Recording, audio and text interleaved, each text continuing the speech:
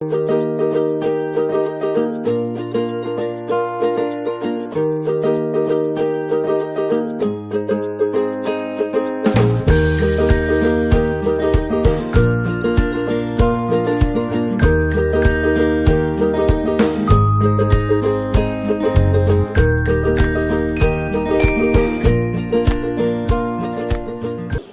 मैं advance abstract की class start करने जा रहा हूँ, जिसके अंदर जैसा कि हम पहले से जानते हैं कि प्योर मैथमेटिक्स को समझने के लिए concept of set theory should be clear, because pure mathematics is the study of set which is equipped with algebraic structure or also we can say mathematical systems.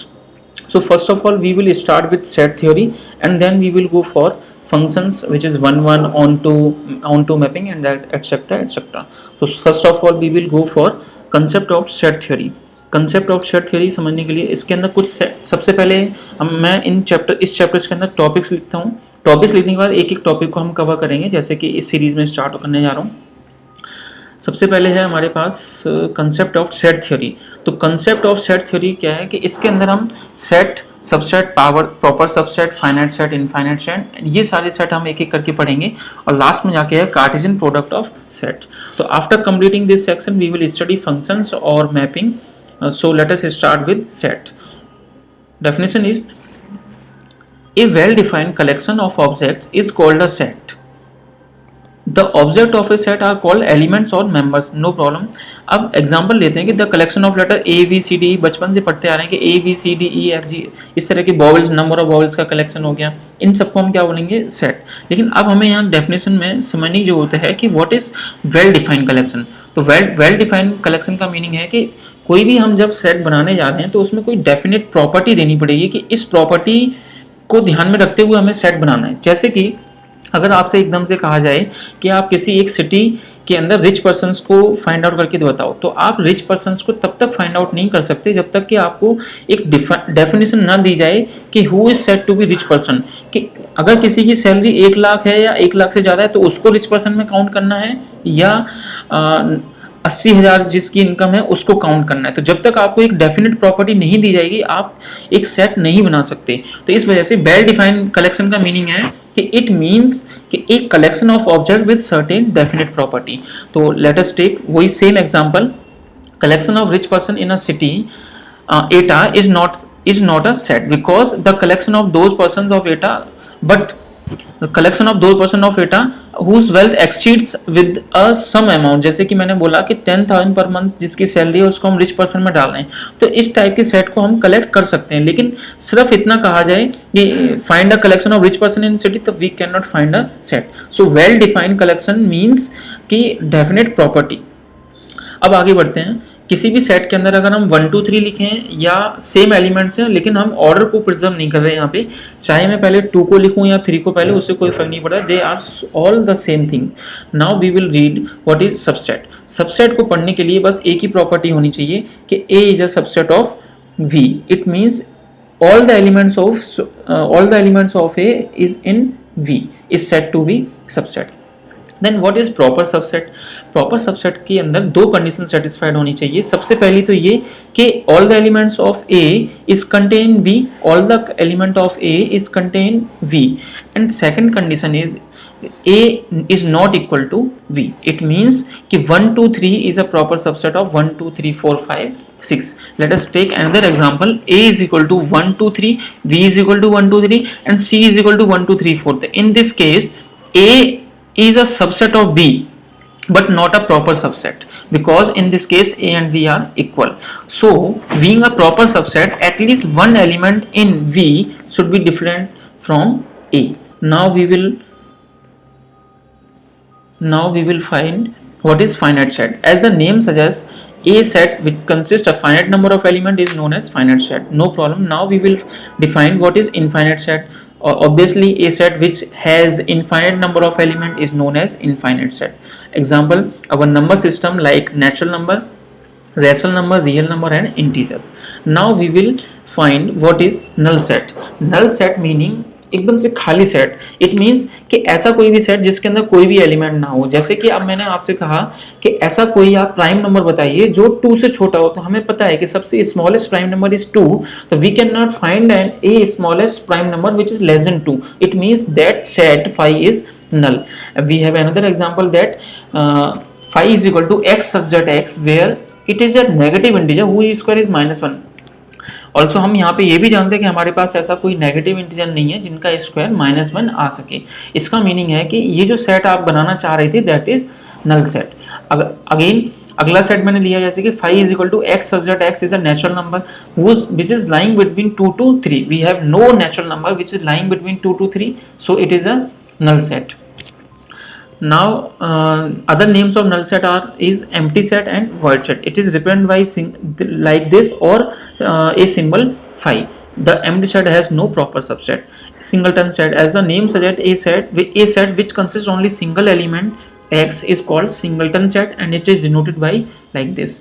Now what is equal set? Okay, अब यहाँ से थोड़ा अच्छे से समझेंगे कि what is equal set and what is equivalent set. पहले equal sets का मीनिंग समझते हैं। Two sets A and B are said to be equal if every element of A belongs to B and every element of B belongs to A. It means कि both of them are equal. जैसे कि A is equal to 1 2 3 and B is also 1 2 3. अब पढ़ते हैं what is equivalent set. तो equivalent set समझने से पहले हमें पता करना पड़ेगा कि what is cardinal number. Cardinal number का मीनिंग है कि आपके पास आपने जो सेट लिया हुआ है A is equal to 1 2 3, उस सेट में जितने भी नंबर ऑफ एलिमेंट्स हैं इट इज कार्डिनल नंबर। जैसे आपके पास बी में 3 एलिमेंट हैं ए बी और सी, तो इसमें भी 3 एलिमेंट हैं, तो नंबर ऑफ ए और number of B is same, so they are equivalent set but not equal. Let us take an example. Two finite set. Let us take an example. A is equal to 1 2 3, B is equal to ABC, C equal to 2 3 1 and D equal to DEF. As we can see, all the 4 sets have the same number of elements. It means they are equivalent set, but not out of 4 are equal, but out of them A and C are equal sets. So we can conclusion that equivalent set are not always equal, but equal sets are always equivalent. Now universal set. Universal set का meaning है कि किसी भी question को start होने से पहले आप जिस क्वेश्चन में कर रहे हैं, अगर आपके पास उसमें से 3 सेट दिए हुए हैं आपको A, B, C और D, अगर इन ये चारों के चारों किसी एक सेट के सबसेट हैं, अब मतलब आप जो भी क्वेश्चन कर रहे हैं उसमें वो सारे अगर किसी एक सेट के सबसेट्स हैं, तो that set is said to be universal set. It means if all the sets under consideration are subsets of a fixed set, then fixed set is called to be universal set.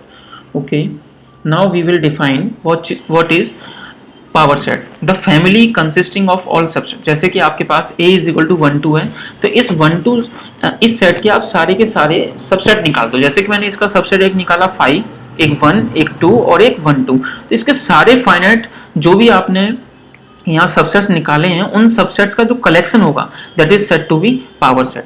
जैसे कि मैंने एक और set लिया V equal to में 1 2 3, अब इसके मैंने जब सारे के सारे सबसेट निकाले तो सारे सबसेट में एक आ रहा है 5 1 2 3 1 2 2 3 3 1 and 1 2 3. Now the collection of these all subset is called power set. अच्छा, पावर सेट के बारे में एक फॉर्मूला और मिलता है हमें कि the number of subset in the power set is always 2 की power n, where n is the number of element in the given set. Okay, this is important. What is index set? तो इसको थोड़ा अच्छे से समझते हैं कि हमारे पास जैसे कि हमारे पास अगर 10 सेट दिए हुए हैं, let A I be a non empty set for each I in a set lambda, then lambda is equal to, what is lambda? Lambda is equal to 1 to 10 or 1 to 100 or 1 to 30. It means कि lambda जो set होगा उसका नाम होगा index set, और इस lambda के corresponding जो आपने कॉरस्पॉन्डिंग सेट बनाए थे A1 A2 AN, इनको बोलेंगे index set. Okay, now what is comparability? It is very easy because the meaning of comparability means any two sets A and B are said to be comparable if one of them is a subset of other, that is A is contain B or B is contain A, then they are comparable. अब next बहुत ही important topic है बहुत ज़्यादा, जिसका नाम है Cartesian product of sets. Cartesian product of sets का meaning है let A and B two given sets, okay, then the set of all ordered pair. Ordered pair का मीनिंग होता है कि आपके पास अगर A cross B equal to दिया गया है कहीं पे भी ए क्रॉस बी, तो ए क्रॉस बी के जो एलिमेंट्स होंगे वो इस टाइप के होंगे, इसको हम ऑर्डर पेयर बोलते हैं। इसमें पहला जो एलिमेंट है वो ए से आ रहा होगा और जो सेकंड एलिमेंट है वो सेकंड एलिमेंट से सेकंड सेट से आ रहा होगा। Let us take an example, a is equal to 1 2 3 and b equal to में a v और c, then a cross b is like 1 a 1 b 1 c, 2 a 2 b 2 c and 3 a 3 b 3 c. It is the Cartesian product of that set. Some results on behalf of Cartesian product of set that are a cross b is not equal to b cross b. Obviously a cross b means 1 a and b cross a means a 1. So all the elements are different, so they cannot be same. Next is the product a cross a of a set a with itself is written as a square, no problem, and a cross is aq. In real analysis में हम ये चीजें पढ़ेंगे कि r का मतलब है all real number और r स्क्वायर का मतलब कार्टेशियन प्लेन, r क्यू का मतलब 3 डायमेंशनल स्पेस। और हाँ, अगर किसी एक सेट में नंबर ऑफ उसका काइन नंबर कितना है m और दूसरा सेट b है उसका काइन नंबर p है, तो उनके Cartesian product a cross b का जो काइन नंबर होगा that is equal to mp। Also if either one of them a is equal to 5 और b is equal to 5, then always a cross b is equal to 5। तो आज हमने इस class में सबसे पहले कंसेप्ट और सेट थ्योरी के अंदर सारे सेट पढ़े और सेट की सारी डेफिनेशंस पढ़ी हैं।